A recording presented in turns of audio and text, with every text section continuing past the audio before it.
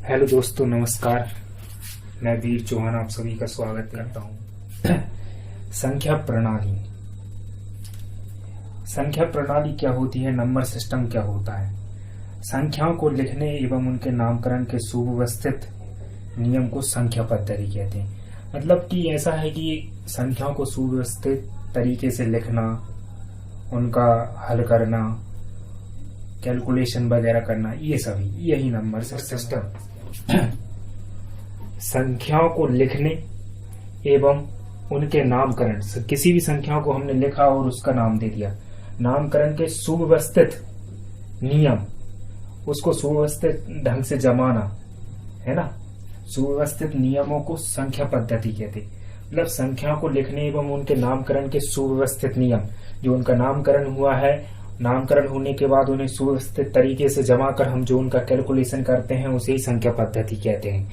ये परिभाषा number system की आपको कोई भी नहीं बताएगा, जो मैं यहाँ पर आपको बता रहा हूँ, क्योंकि मेरा उद्देश्य है आप सभी को शून्य से शिखर की ओर ले जाना। चलिए आगे देखते हैं।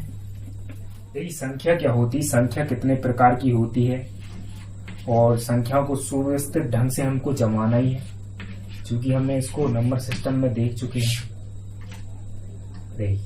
संख्या, अब संख्या को देखिए हमने दो भागों में डिवाइड किया हुआ है। ये इस तरीके से इसका हम डायग्राम बनाते हैं, बढ़िया एकदम झकास भाई, समझ में आएगा देखना।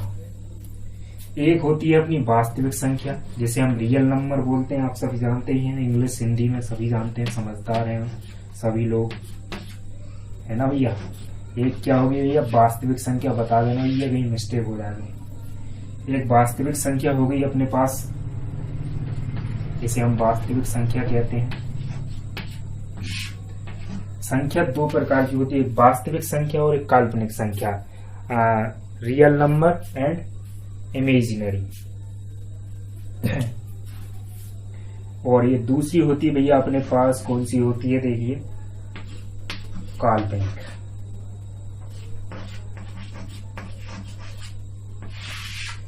काल्पनिक संख्या, काल्पनिक मतलब जिसे हम इमेजिन करते हैं, जिस संख्या की हम कल्पना कर सकते हैं, हालांकि वो यूज में नहीं आती, उसे हम सुव्यवस्थित ढंग से नहीं जमा सकते, जिसे हम काल्पनिक संख्या कहते हैं। ओके। अब देखिए वास्तविक संख्या दो प्रकार की होती है। वास्तविक संख्या दो प्रकार की होती है, एक होती है भैया परिमेय और दूसरी होती है भैया अपरिमेय, है ना। शॉर्ट में आपको बता देता हूं कि वास्तविक संख्या दो प्रकार की होती है, एक परिमेय हो गई भाई साहब अपनी, क्या हो गई रे, परिमेय, और दूसरी हो गई अपनी, क्या हो गई, अपरिमेय, है ना।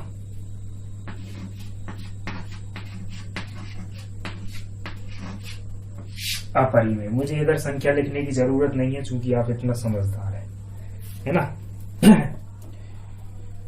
तो देखिए हमने संख्या की बात की थी, तो संख्या हमारी वास्तविक संख्या हो गई एक, और सेकंड नंबर की हो गई हमारी काल्पनिक संख्या। अब वास्तविक संख्या दो प्रकार की होती है, परिमेय संख्या और अपरिमेय संख्या। चलिए मैं यहाँ पर संख्या भी लिख देता हूँ आपकी सुविधा के लिए।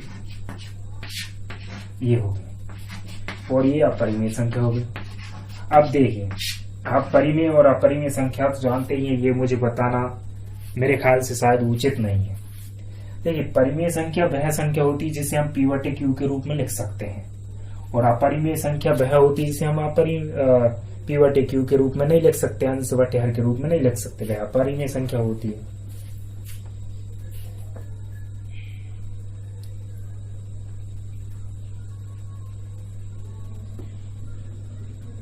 और परिमेय संख्या में क्या होता है भैया, परिमेय संख्या में जो q का मान होता है, ये इसको हम p/q में लिखते हैं,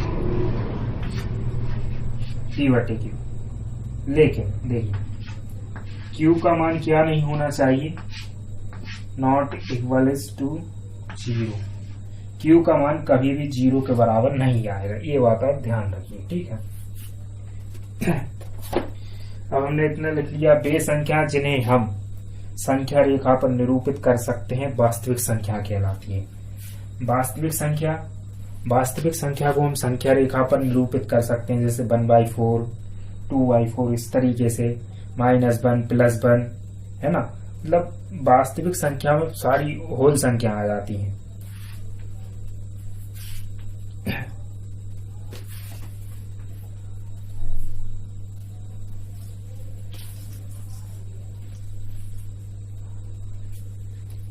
चलिए इसे मैं मिटा देता हूँ। देखिए, वास्तविक संख्या वे संख्या जिन्हें हम संख्या रेखा पर निरूपित कर सकते हैं वास्तविक संख्या कहलाती। एक बार और बता देता हूँ, वास्तविक संख्याओं को इंग्लिश में हम रियल नंबर कहते हैं। वे संख्याएं जिन्हें हम संख्या रेखा पर निरूपित कर सकें। संख्या रेखा में अभी आपको बनाकर दिखाऊंगा, जिसे हम संख्या रेखा पर स्थापित निरूपित कर सकें, वास्तविक संख्या कहलाती है। अब देखिए, हम एक संख्या रेखा बना लेते हैं। फॉर एग्जाम्पल हियर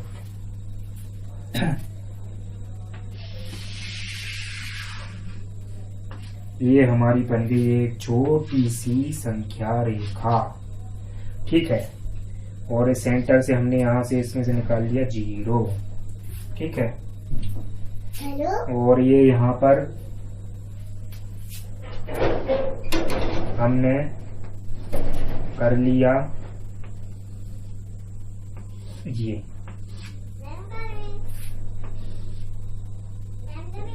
बेटा अभी बिल्कुल नहीं आना, चले जाओ यहां से।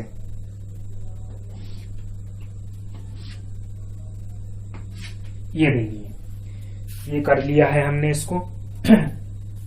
अब देखिए, यहाँ पर ये 0 हो गया। यहाँ पर हम जैसे निरूपित कर सकते हैं 1/2 ले लिया अपन ने, है ना। फिर ये राइट हैंड साइड में प्लस वाली संख्या ले लेंगे, 2 है, जैसे 3 हो गया, 4 हो गया। ये हमारी संख्या रेखा बन जाती। ये माइनस वाला हमने इस तरफ लेफ्ट हैंड साइड में क्या किया, माइनस का 1/2 ले लिया, फिर माइनस का 1 ले लिया, फिर माइनस का 2 ले लिया, फिर माइनस का 3 ले लिया, और ये माइनस का 4 ले लिया। ये हमारी संख्या हो गई, ठीक है। ये क्या बोलते हैं, ये हमारी हो गई है संख्या, मतलब संख्या रेखा, ठीक है। ये हमारी एक रेखा है जिस पर हमने संख्याओं को निरूपित किया है, तो ये वास्तविक संख्या बन चुकी है। जैसा कि अभी आपने देखा परिभाषा में, अभी मैंने जो आपको समझाया है, ये हमारी संख्या रेखा बन गई है जिस पर हमने संख्याओं को निरूपित कर दिया है। और इसमें सारे के सारे नंबर आ गए। देखिए, होल नंबर आ गया पूरा का पूरा, पूरी पूर्ण संख्याएं आ गई है, माइनस, प्लस है, 0 है, सभी आ गया। चलिए अब मैं इसको मिटा दे। परिमेय संख्या, अपरिमेय संख्या की बात यहाँ पर हो रही है।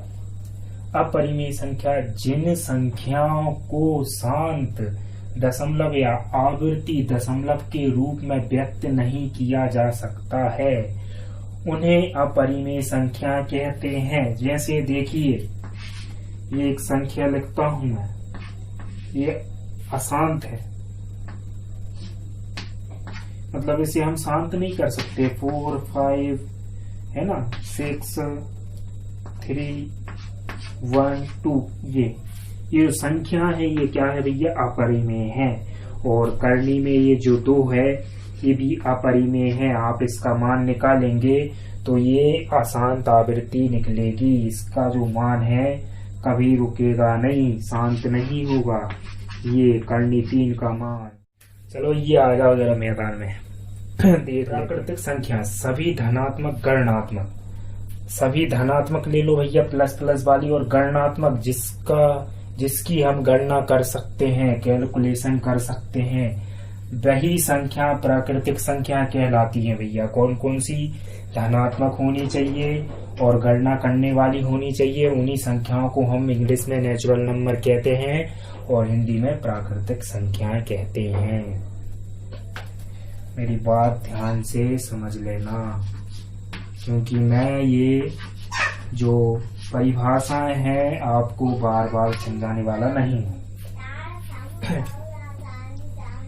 देखिए, ये धनात्मक संख्या हो गई है अपनी, 1, 2, 3, 4 ये धनात्मक हो गई है, और ये 5 तक अपन ने ले लिया है इसको, और ये इन्फिनिटी पर हम चले गए, है ना। शून्य के अलावा सभी पूर्ण संख्या प्राकृत संख्या होती हैं। क्या बोल रहा हूं मैं, मेरी बात ध्यान से सुनना। नोट, ये नोट करने योग्य बात है।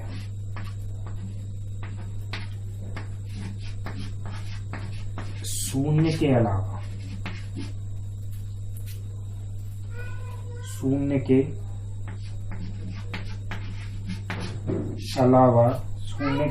सभी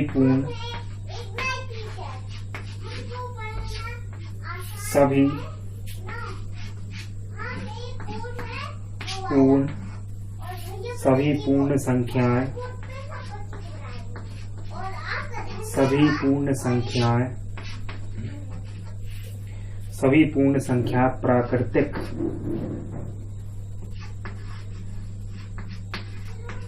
प्राकृतिक भैया इतने बेसिक से मैं बता रहा हूँ, कंपटीशन वाली मैथ कोई नहीं समझाएगा। ध्यान रखना मेरी बात, कोई ऐसा समझा दे तो। प्राकृतिक संख्याएं होती हैं,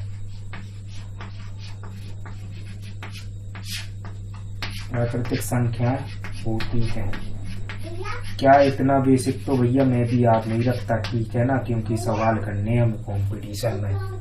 तो ये क्या बोल रहा है, प्राकृतिक संख्याएं सभी धनात्मक गणनात्मक संख्याएं प्राकृतिक संख्या कहलाती हैं।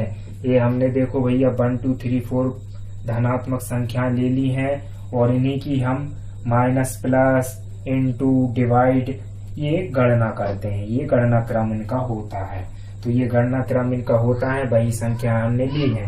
तो मेन बात ये है, इसमें नोट करने वाली बात ये है कि शून्य के अलावा, यहाँ पे मैंने ये नहीं लिखा, मैं छोटा सा बना देता हूँ। शून्य के अलावा सभी पूर्ण संख्याएं प्राकृतिक संख्या होती हैं। भैया शून्य जो है, शून्य प्राकृतिक संख्या नहीं। 15 महीने से पढ़ाना छोड़ दिया था, तो इस बोर्ड पर हाथ चलाने में भी थोड़ी सी समस्या हो रही है मुझे। बाकी कोई दिक्कत नहीं है, 15 दिन बाद आप देखेंगे कि कैसे आंसर निकलते हैं। मैथ के क्या कैलकुलेशन आपको दिखाऊंगा मैं झमाझम कार्यक्रम आने वाले समय में। आपको बहुत ही मैं आनंद का लाभ दिलवाऊंगा यहाँ पर गणित के साथ। देखिए, पूर्णांक एक संख्या होती है भैया, जो कि नंबर सिस्टम के अंतर्गत आती है। नंबर सिस्टम के अंतर्गत मैंने आपको पढ़ाया, क्या पढ़ाया, पहले मैंने आपको नंबर सिस्टम की परिभाषा बताई, फिर मैंने आपको संख्या बताई कि संख्या कितने प्रकार की होती हैं। संख्या 2 प्रकार की होती हैं, वास्तविक और काल्पनिक। वास्तविक संख्या में मैंने आपको परिमेय संख्या के बारे में ज्ञान करवाया और अपरिमेय संख्या के बारे में ज्ञान करवाया। उसके बाद हम कहाँ पहुंचे, मैंने आपको वो जो डायग्राम बनाया था उसमें जो वास्तविक काल्पनिक और परिमेय अपरिमेय संख्याएं थी उनकी परिभाषाएं लिखवाई और उनका एग्जाम्पल बताया। अब मैं आ गया हूँ पूर्णांक पर, जो कि मैं आपको अभी समझा रहा हूँ और इसको ध्यान से देखना मेरे भाई। पूर्णांक सभी धनात्मक, क्योंकि इसकी परिभाषा और एग्जाम्पल बहुत ही कम लोगों को याद होते हैं मेरे भाई, क्योंकि बड़ी छोटी सी चीज है। सभी धनात्मक ऋणात्मक और शून्य के समूह को पूर्णांक कहते हैं। इसमें क्या होगा कि धनात्मक संख्याएं भी हमारी आ जाएंगी 1 2 3 4 प्लस प्लस में, और उसके बाद में ऋणात्मक वाली भी हमारी संख्या आ जाएंगी माइनस वाली, और साथ में इसको हम शून्य को भी इंक्लूड कर लेंगे। तो इस तरीके से ये हमारा पूर्णांक संख्या बन जाएगा। क्या बन जाएगा भैया, पूर्णांक संख्या। ठीक है, अब इसका एग्जाम्पल आप देख लो। ये देखिए, इस तरीके से ये हमने 0 ले लिया और इधर हम चलते हैं जैसे संख्या रेखा के तरीके से हम चले 1 2 3, ये 4, ये 5। ठीक है, और इधर से हम माइनस वाली संख्या ले लेते हैं, ये इस तरीके से। ठीक है, ये इस तरीके से, और इसमें हम अनंत को भी इंक्लूड कर सकते हैं। किसको इंक्लूड कर सकते हैं, ये इनफाइनाइट जिसे हम बोलते हैं ये। ठीक है, तो इसे आप नोट कर सकते हैं यदि आपको याद ना हो, क्योंकि आजकल की ये छोटी छोटी परिभाषाएं छोटे छोटे बच्चों को भी याद है।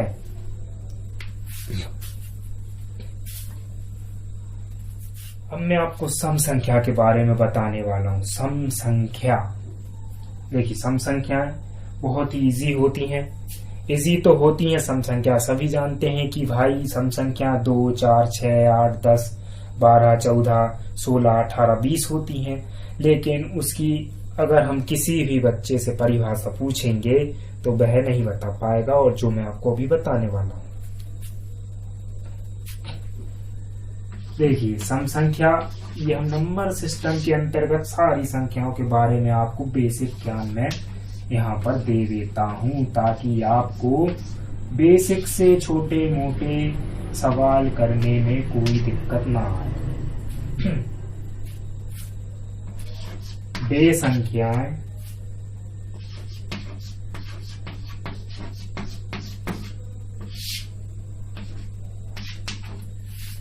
बेसंख्या जो, देखिए इजीली परिभाषा, दो से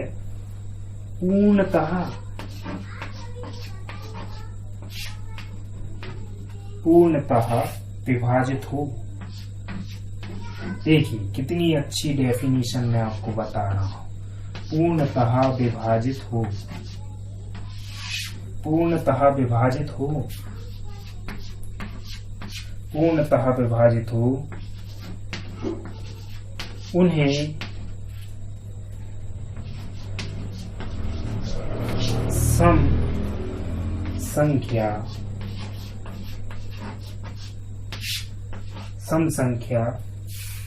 कहते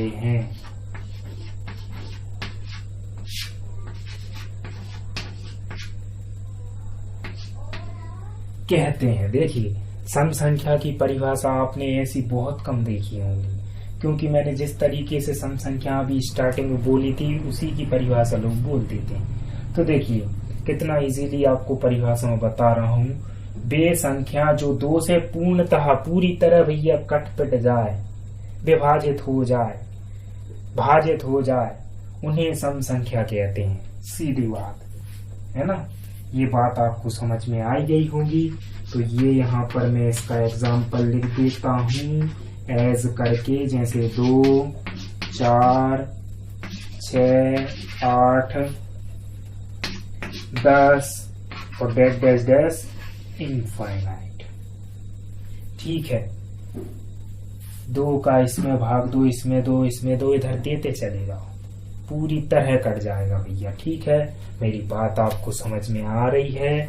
क्योंकि इसलिए ये बात आपको समझ में आ रही है क्योंकि ये बहुत ही बेसिक सी मैं परिभाषाएं आपको बता रहा हूँ। प्राइमरी स्टैंडर्ड लेवल के बच्चों की ये डेफिनेशन होती है, और इसे आप समझ लेंगे तो आपको आगे के जो क्वेश्चंस आएंगे आपके सामने वो आपको सॉल्व करने में बहुत ही सहायता मिलने वाली है बड़े भाई। ठीक है, चलिए अभी मैंने आपको जो बताई वो सम संख्या थी। अब मैं आपको परिचय दिलाऊंगा अपनी विषम संख्या से, जो कि नंबर सिस्टम के अंतर्गत ही आती है। तो देखिए ये है अपनी विषम संख्या, ये हमने विषम लिखा भैया। देखिए ये विषम संख्या हो गई है अपनी इधर पर, ये इस तरीके से हमने ये लिख दिया है। अब आपको विषम संख्या की भी डेफिनेशन हम बताएंगे कि विषम संख्या की डेफिनेशन आप कैसे बनाएंगे, समस्या है। तो देखिए जो सम संख्या है उसका उल्टा कर दो, सीधी विषम संख्या बन जाएगी, सीधी सीधी बात है ना। बेसंख्या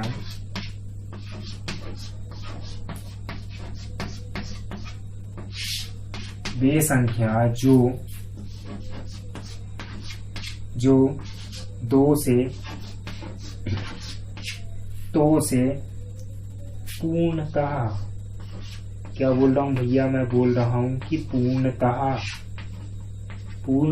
विभाजित,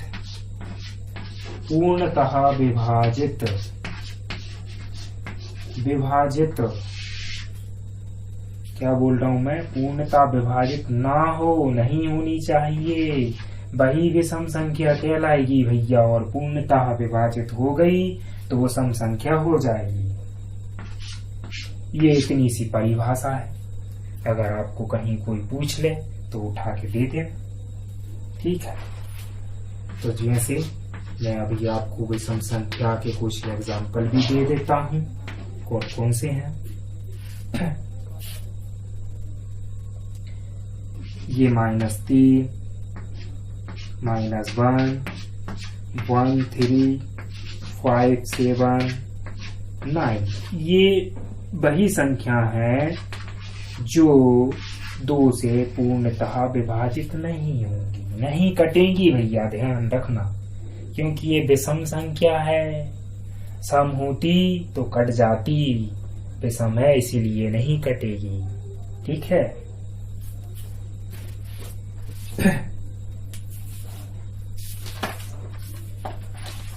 थोड़ी सी थ्योरी और रही है बड़े भाई, बस थोड़ा सा और आपको यहाँ पर देखना पड़ेगा, समझना पड़ेगा।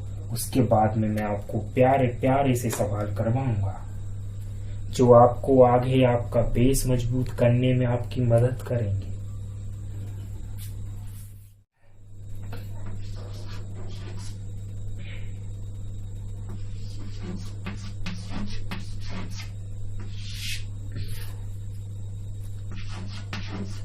अभाज्य संख्या। बड़े भाई, मैं आपको जब एमपी पुलिस का मैथ पढ़ाऊंगा तब आप देखना कि सवाल कैसे टूटेंगे। चलो इसकी भी परिभाषा लिख लेते हैं।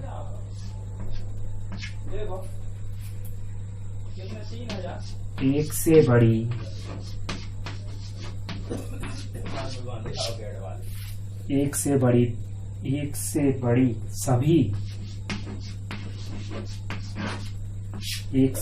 सभी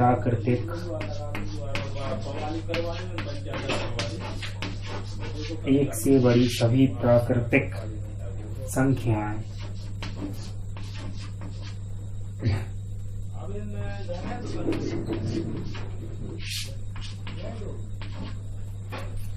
संख्याएं जो सिर्फ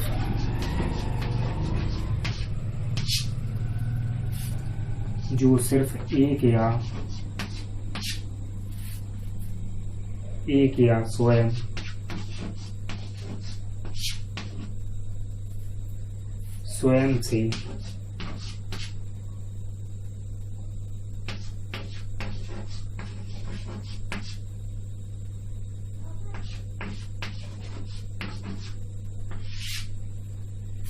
या स्वयं से विभाजित हों।